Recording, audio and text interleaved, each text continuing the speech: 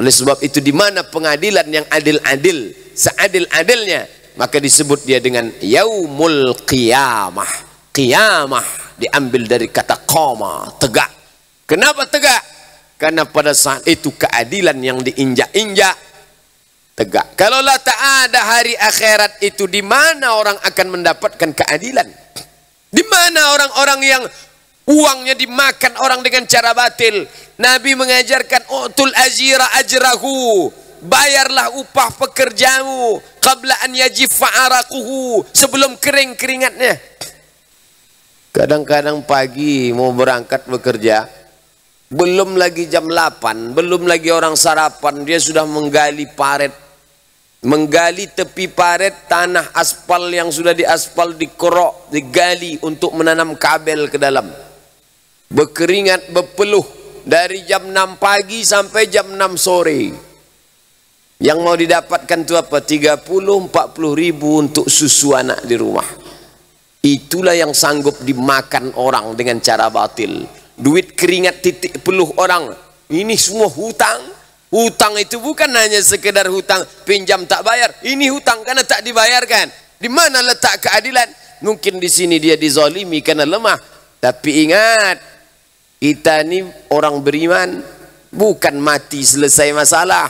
Memangnya kalau mati selesai masalah macam orang Jepang, stres, depresi, malu, ambil samurai, harakiri, mati, selesai. Orang India dibakar, setelah dibakar abunya dianyutkan ke sungai Gangga, biar bingung malaikat mencarinya, kata mereka. Orang Islam tak begitu. Dimanapun kamu mati, terjun ke sungai Amazon, dimakan 1000 ikan piranha, kemana malaikat mencarinya? Allah kuasa menyatukannya kembali. Karena ada satu dalam badan itu yang tak hancur dimakan tanah, yang tak habis dikunyah ikan piranha, walaupun dia diterkam harimau, walaupun dia dimakan singa. Apa itu? Azmuz zanab, ujung tulang ekor sebesar ini, tak hancur. Maka itulah yang ditunjuk Allah Subhanahu wa taala, kun fayakun, tegak berdiri. Wa in kullul lamma jami'ul ladaina muhdarun. Semua akan didatangkan di hadapan Allah Subhanahu wa taala. Yang punya hutang tadi dicari, carilah catatan sebanyak-banyak. Hutang SD, hutang SMP, hutang SMA, hutang S1, hutang S2. Waktu SD entah berapa tahu tak dibayar di kantin. Dari mulai tahu isi sampai tahu tak berisi. Kemana itu semua akan dibayar di hadapan Allah Subhanahu wa taala? Macam ustaz tak pernah aja membuat itu. Saya alhamdulillah takut dari kecil, karena mak saya pesan, kalau kau makan tahu tu sebesar ini, nanti di akhirat tahu tu berubah sebesar kasur. Nanti kau pikul dia di akhirat. Jadi ternyata pendidikan yang paling masuk tu bukan pendidikan Al-Azhar, itu nanti setelah S1. Bukan pendidikan di Maroko, itu nanti S2. Pendidikan waktu kecil-kecil sebelum sekolah. Datang kita main, balik ke rumah bawa main-mainan. Dari mana mainan nih? Tadi mainan punya kawan. Balik kan. Kalau kau bawa sebesar ini, nanti di akhirat dia sebesar balak besar. Sanggup kau menghitung di akhirat? Kemana kau mau cari kawan-kawan? Luar biasa. Pendidikan seorang ibu, seorang bapak kepada anak jauh lebih masuk kepada otaknya daripada gurunya, daripada Tuan Syekh Kabir, daripada alim ulama. Bapak ibu yang dimuliakan Allah Subhanahu wa taala, betul kata Nabi, kullu mauludin, setiap anak yuladu alal fitrah. Lalu siapa yang memasukkan, merubahnya menjadi Yahudi, menjadi Nasrani, menjadi Majusi, menjadi Muslim, menjadi mukmin? Fa abawahu, kedua orang tuanya, terutama ibunya. Bapak ibu yang dimuliakan Allah Subhanahu wa taala, bercerita tentang masalah hutang piutang, sampai-sampai orang yang mati syahid yang dijanjikan dengan 7 keutamaan sekalipun, illat dain, kecuali hutang, tak dapat ditebus. Yang paling menyakitkan bagi orang yang memberikan pinjaman adalah sudahlah duit dia dipakai, dia pula yang bayar zakatnya. Saya pinjam duit bapak 50 juta. Pak, saya pinjam duit bapak 50 juta ya. Ya, 50 juta itu zakatnya berapa? 1.250.000. Karena dengan perhitungan 1.025.000. Kalau 100 juta, 2,5 juta. 50 juta, 1.250.000. Berapa lama dipinjam? Setahun. Itu yang bayar itu yang meminjam atau yang punya? Yang punya. Karena syarat zakat itu milkut tam, kepemilikan penuh. Itu uang tuh punya siapa penuh? Yang punya saya yang punya, orang lain minjam. Lalu kalau begitu orang yang punya duit itu dapat apa dari memberikan pinjaman itu? Dia tak dapat apa-apa. Dia hanya dapat menolong orang yang sedang dalam kesulitan. Bahwa setelah itu orang itu bermurah hati memberikan dia pinjaman, memberikan dia hadiah, memberikan dia, kalau dicatatkannya di awal, riba. Kullu qardin jarra naf'an fahuwa riba. Setiap pinjaman yang mendatangkan manfaat, maka dia ada unsur riba di dalam. Ini saya pinjamkan kepada kamu 50 juta. Nanti kau bayar 52 juta ya. Kita sepakat ya. Yang 2 juta itu haram. La ta'kulur riba, jangan kau makan riba. At'afam mudha'afah, berlipat-lipat ganda. Apa hukumannya memakan itu? Allazina ya'kuluna riba, orang yang makan riba, la yaqumuna illa kama yaqumul ladzi yatakhabbathu syaitanu minal mas. Nanti bangkit dia dari kubur macam orang bangkit dari kerasukan setan. Kalau pernah Bapak Ibu menengok orang bangkit tegak sempoyongan macam orang kerasukan setan, orang kesambet, orang diganggu jin, begitulah dia bangkit dari kubur nanti. Orang bangkit dari kubur ini macam-macam bentuknya. Ada yang bangkit dari kubur ma'as safaratil kiramil bararah. Siapa itu? Tengok kanan malaikat, tengok kiri malaikat, tengok depan malaikat, belakang malaikat. Aku kenapa bangkit sama malaikat ya Allah?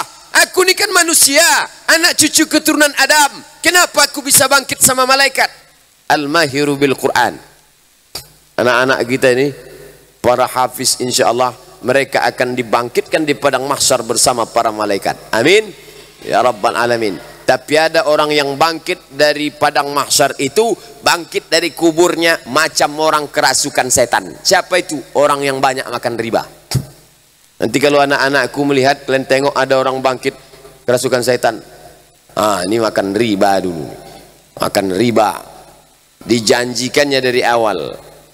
Makanya dalam Islam itu ada namanya mudharabah. Mudharabah tak riba. Bagaimana modelnya?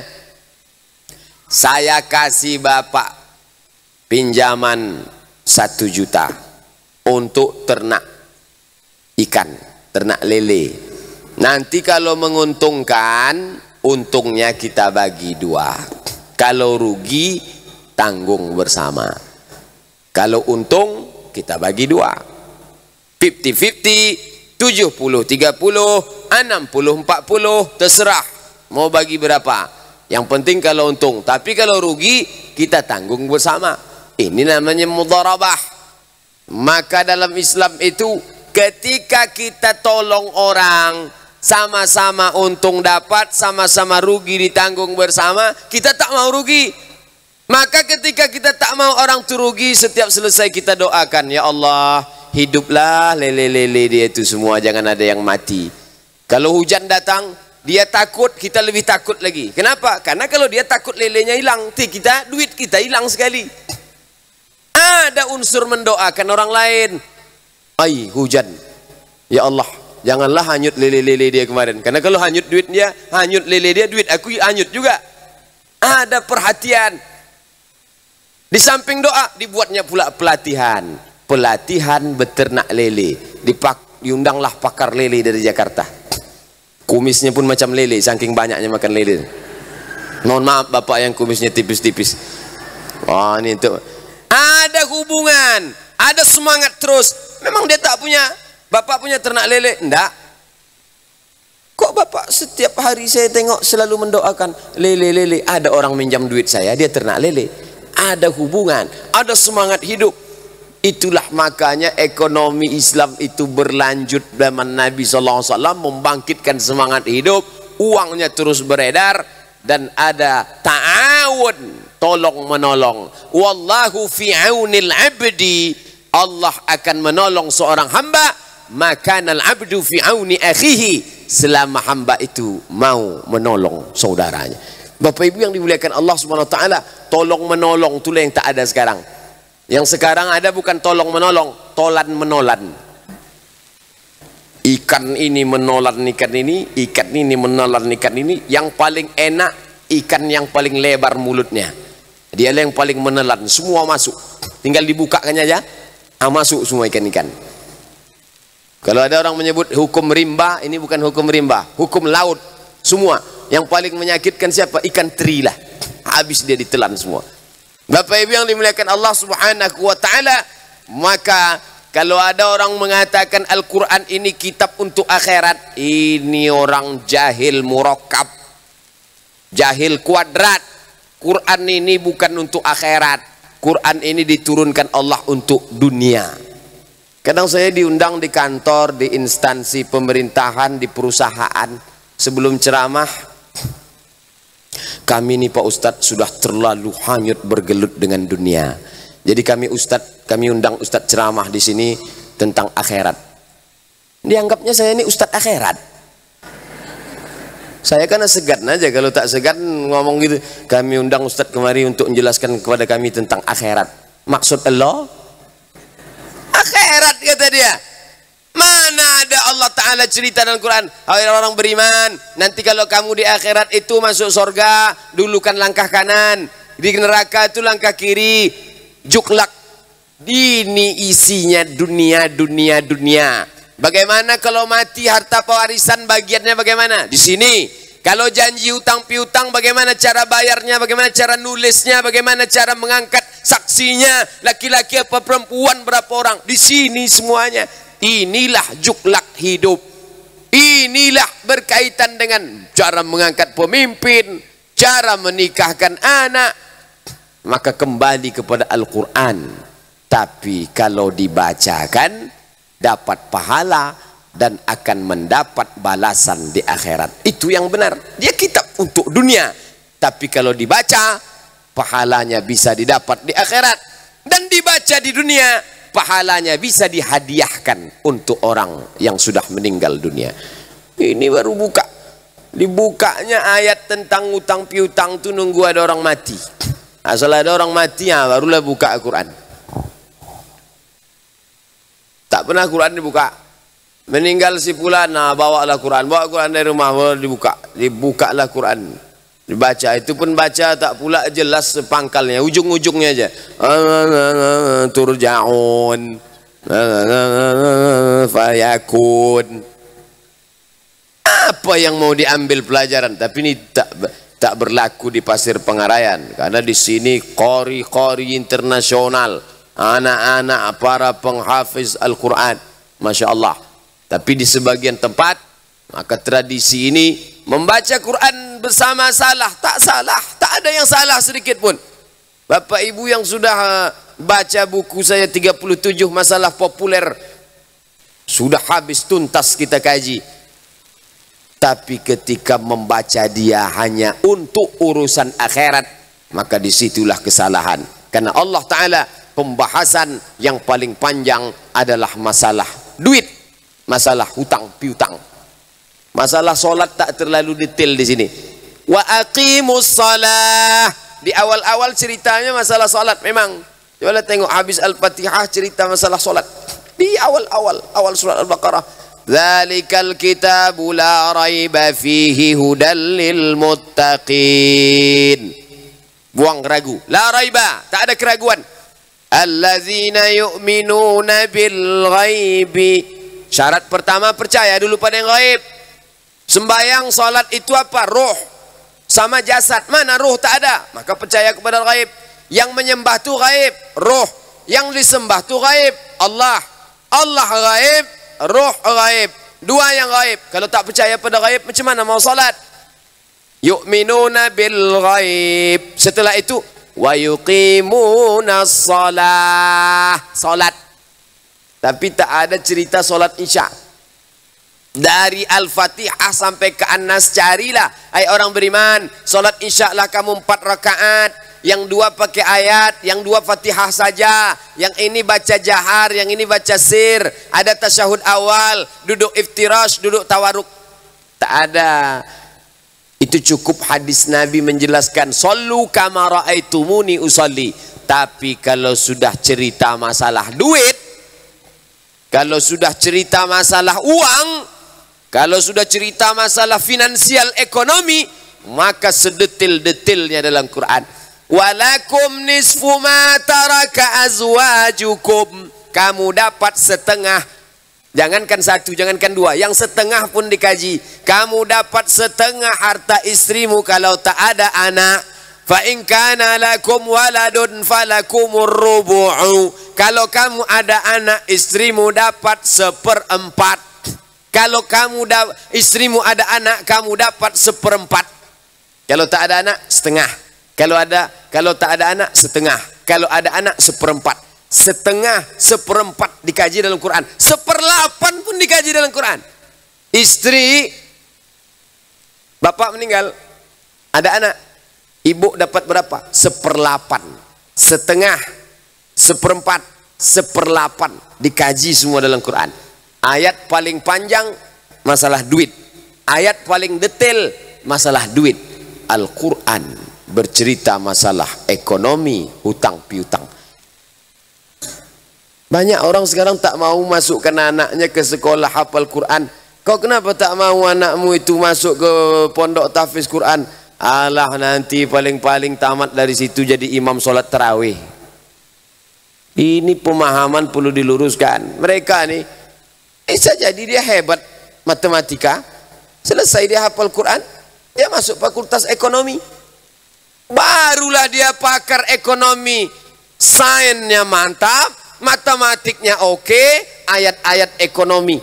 Tak perlu lagi dia buka-buka Quran, tak perlu lagi dia hafal dia semua. Ayat tentang hutang piutang, nih. Ayat tentang ini, nih. Ayat tentang ekonomi, nih. Kenapa? Karena Quran itu sudah di kepalanya semua. Bapak Ibu yang dimuliakan Allah Subhanahu wa taala, maka perbaikan umat ini tak lain tak bukan kembali kepada tuntunan Al-Quran. Banyak juga orang solatnya Islami, puasanya Islami, iktikafnya Islami, nikahnya Islami, matinya Islami, tapi urusan duitnya Yahudi, urusan ekonominya Nasrani. Ini belum kafah. Oleh sebab itu malam ini kita fokus pada hutang piutang. Kenapa begitu? Karena inilah yang banyak jadi masalah. Tapi jangan pula Bapak Ibu anggap ini Ustadz ni malam ni mengkaji masalah hutang, mungkin ada jamaah yang minjam duit dia belum bayar, dia mau nyindir-nyindir. Enggak, saya tak pandai sindir-menyindir. Saya selama berceramah, datanglah pengurus masjid, Pak Ustadz, ya, bisa tak Ustadz nanti ceramah tentang masalah ini? Ada yang mau kita sindir nih satu orang. Saya tak mau. Saya tak pandai sindir-menyindir. Kalau mau, bawa dia ke sini, saya ceramahi 4 mata langsung. Saya tak mau sindir-menyindir itu, mati-matian kita habis dalil, habis suara. Habis itu orang bisik, Pak, yang Bapak sindir itu dah balik duluan. Apa gunanya? Oleh sebab itu, orang Rokan Hulu tak satu pun pernah punya hutang ke saya, dan saya pula tak pernah ada punya hutang. Masalah hutang perasaan itu lain. Bapak Ibu yang dimuliakan Allah SWT, ini masalah hutang duit. Ada hutang yang lebih hebat daripada hutang duit lagi. Apa dia? Inilah datang seorang perempuan mengadu kepada Nabi SAW. Ya Rasulullah, ya, mak saya mati, meninggal dunia. Terus dulu sebelum meninggal katanya dia mau pergi haji, mau berangkat haji dia. Iya. Sekarang sudah meninggal dunia, boleh tak saya hajikan dia? Nabi tak menjawab. Nabi tak jawab boleh. Nabi tak jawab ya. Nabi tak jawab tidak. Apa kata Nabi? Seandainya makmu itu punya hutang, kau bayarkan apa tidak? Oh, tentulah aku bayarkan. Aku takut ruhnya menggantung-gantung antara langit dan bumi tak sampai karena dia tak bayar hutang. Kalau hutang kepada manusia saja kau begitu takut, kenapa hutang kepada Allah tak takut? Fadainullahi ahaqqu an yuqda. Hutang kepada Allah lebih baik untuk kau bayarkan. Apa itu? Hutang haji. Ada orang tua kita dulu ingin betul lah ke tanah suci. Maka sekarang bapak lapang rezeki, duit banyak, berangkat. Tapi syaratnya bapak ibu sudah haji duluan. Ada orang yang ingin menghajikan saudaranya, tapi dia belum haji. Terjadi pada zaman Nabi.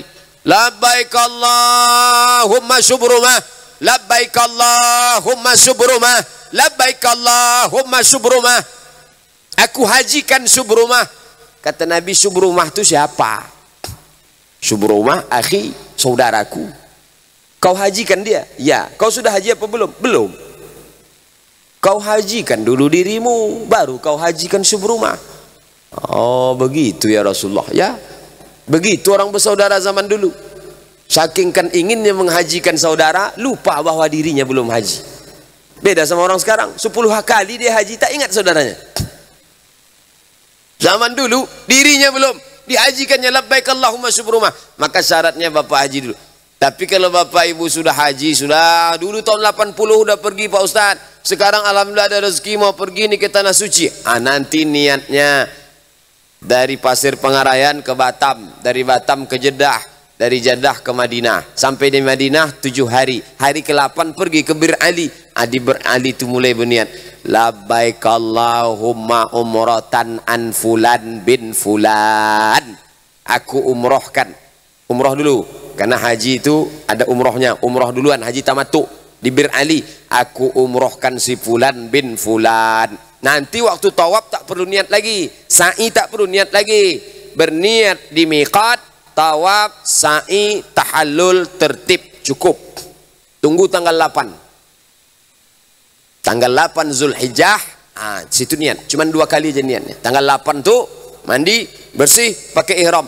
Labbaik Allahumma hajja an fulan bin fulan.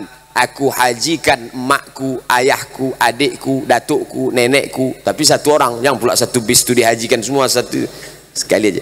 Aku hajikan datukku, fulan bin fulan. Di Padang Arafah tak perlu niat lagi. Di Musdalifah tak perlu niat lagi. Di Mina tak perlu niat lagi. Melontar jumroh tak perlu. Sudah sepaket sekali saja. Waktu cek log awal tu aja. Terima kasih. Dah cukup. Di awal tu saja. Tak perlu lagi setiap gerakan. Sampai akhir. Menghajikan orang lain. Hutang. Wajib dibayarkan. Apalagi hutang yang wajib dibayarkan? Hutang puasa. Man mata. Siapa yang mati? Wa alaihi siyamun, punya utang puasa. Sama anhu waliyuhu, maka ahli warisnya wajib melaksanakan puasa. Ahli warisnya wajib melaksanakan puasa untuk orang yang punya hutang puasa itu. Bakti kita kepada orang tua kita bukan sekedar Rabbi firli wali walidayya warhamhuma kama rabbayani saghira. Utang puasanya sudah ditanya apa belum?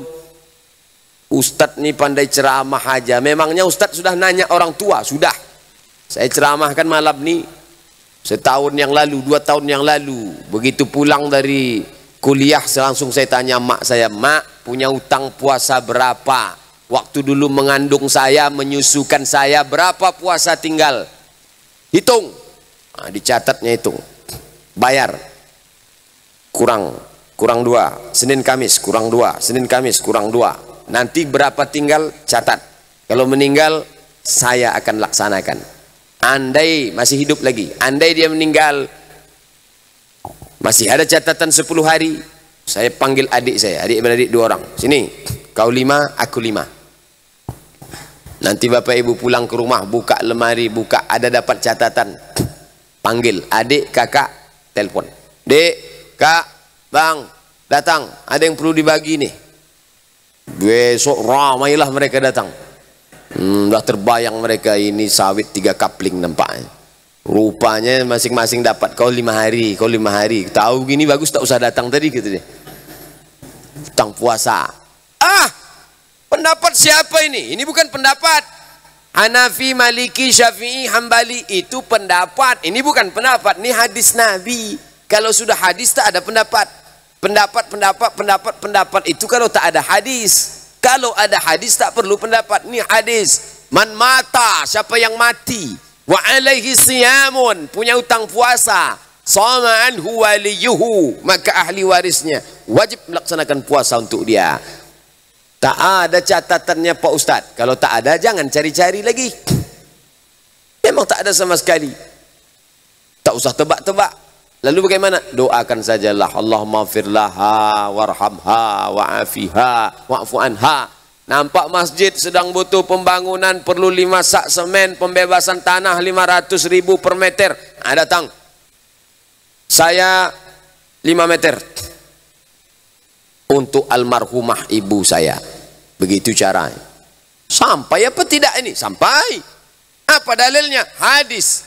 Datang Sa'ad ni sayang betul kepada maknya. Dia bertanya kepada Nabi, Ummi matat, mak saya mati. Dia sudah meninggal dunia. Afa atasaddaqu anha? Bolehkah saya bersedekah, pahalanya saya kirim untuk dia? Kata Nabi, tasaddaq, silakan. Seandainya tak sampai, tak mungkin kata Nabi sedekah. Usah kau sedekah tak sampai itu. Kata Nabi, tasaddaq, silakan. Lalu Sa'ad bertanya lagi, ayyus sadaqatu afdal? Apa sedekah yang paling afdal? Kata Nabi, saqil ma', memberikan air minum. Kenapa Nabi nyebut air minum? Karena di Arab payah air minum. Tempat kita jangan sedekah air minum lagi. Udah banyak air minum. Dari atas air, dari bawah air. Carilah yang paling dibutuhkan orang. Apa? Masjid. Kenapa Ustadz dari tadi nyebut masjid? Malu kita.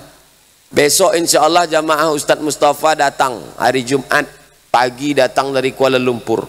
Kalau dibawa lah mereka keluar kota. Dibawa ke Siak. Bingung mereka menengok di tengah jalan. Ada orang membawa tangguk. Macam pemain tenis. Di Malaysia orang nangguk ikan itu di sungai. Di sini enggak, di tengah aspal itu orang menangguk. Yang ditangguk 2.000, 1.000. Ada pula melemparkan kerincing keluar dari tangguk itu. Padahal negeri ini kaya raya. Kalau umatnya mau kasih 10 sak semen, banyak. Bapak Ibu yang dimuliakan Allah Subhanahu wa taala, ini hutang-hutang. Tapi solat hutang bayar sendiri. Solat tak ada hadis menyebut dikirim. Puasa ada, haji ada. Kalau solat bayarlah sendiri. Maka yang punya hutang solat bayarlah sendiri. La kafarata laha illa zalik. Tidak ada yang bisa menebus solat kecuali solat itu sendiri. Tak ada yang bisa menebus solat kecuali solat itu sendiri. Anak-anakku yang baru akil baligh, catatanmu masih sedikit, dosamu belum banyak, solatmu yang tinggal belum. Jangan pernah meninggalkan solat, karena solat yang tinggal la kafarata laha illa zalik. Tak ada yang bisa menembus hutang solat kecuali solat itu sendiri. Adapun bagi yang sudah berhutang banyak, segeralah menggantinya. Karena kalau mati dalam keadaan berhutang, Nabi SAW mengatakan, inna awwala ma yuhasabu bihil abdu, yang pertama kali dihisab, yang pertama kali dihitung, yang pertama kali didatangkan perhitungan, solatuhu, solat, hutang solat akan dituntut di hadapan Allah Subhanahu wa taala. Malam ni komplit kita kaji masalah hutang, dari mulai yang berhutang, yang membayar hutang, yang membayarkan zakat hutang, yang menerima hadiah dari hutang, hutang duit, hutang puasa, hutang solat, hutang haji. Mudah-mudahan. Dan ada penutup doa tentang hutang. Allahumma inni a'udzubika minal hammi wal hazan wal ajzi wal kasal wal jubni wal bukhul wa dhala'id daini wa ghalabatir rijal. 8. Datang sahabat mengadu, ya Rasulullah, aku ni dililit utang, susah betul, macam mana ni? Kata Nabi, kau solat, habis itu kau berdoa, Allahumma inni a'udzubika minal hammi wal hazan, aku berlindung kepada engkau dari susah hati dan sedih, wal ajzi wal kasal, jauhkan aku dari sifat lemah dan malas, wal jubni wal bukhul, jauhkan aku dari sifat pengecut dan pelit, wa dhala'id daini, jauhkan aku dari dililit utang, wa ghalabatir rijal, jauhkan aku daripada dikuasai orang. Dhala'id daini, dililit utang, ghalabatir rijal, dikuasai orang. Kenapa kita dikuasai orang? Karena dililit utang. Kalau orang sudah dililit utang, dia dikuasai oleh orang lain. Takut. Kalau tukang kredit, tukang debit kolektor, tukang kutip itu pakai sepeda motor, suaranya King Cobra, maka setiap lewat King Cobra itu mencret lah dia. Stres. Asal dengarnya suara itu, tak leluasa lagi. Urat-urat sarafnya korslet, error, hang semuanya program. Maka kita minta supaya jangan sampai jadi orang pemalas, jadi orang pengecut, wadala'idaini, dan jangan membiasakan alah bisa karena biasa. Terbiasa lalu menjadi bisa. Na'udzubillah. Bapak Ibu yang dimuliakan Allah Subhanahu wa taala, lebih kurang 1 jam 60 menit tausiah tentang masalah hutang. Hadis diriwayatkan oleh Abdullah bin Amr bin As dalam kitab Sahih Muslim. Mudah-mudahan ada manfaatnya. Ada hal-hal yang ingin Bapak Ibu tanyakan, akan kita bahas dalam tanya jawab insyaallah. Baik terkait tema ini, hadis ini, ataupun masalah-masalah lain. Terima kasih. Selanjutnya kita kembalikan kepada Bapak protokol pembawa acara kita. Wassalamualaikum warahmatullahi wabarakatuh.